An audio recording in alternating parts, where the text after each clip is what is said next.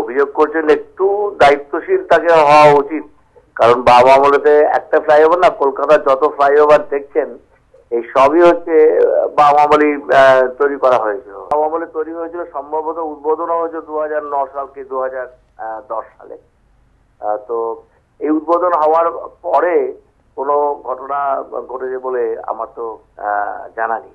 আজকে এই ঘটনাটা হলো কেন, এটা তাদের তদন্ত করতে হবে, ইঞ্জিনিয়ারদের সঙ্গে কথাবার্তা বলতে হবে, তারা বিষয়টা আরো ভালো বলতে পারবে।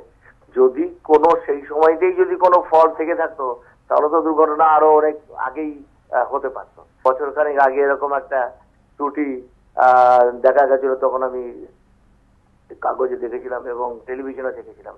যদি এটা দেখা দিয়ে থাকে তখনই তো তাদের আরো ভালো করে এটা ইনকোয়ারি করা দরকার ছিল, ভালো করে পুরো পুরো ফ্লাইওভারটাই তাদের একটু ভালো করে পরীক্ষা নিরীক্ষা করা দরকার ছিল।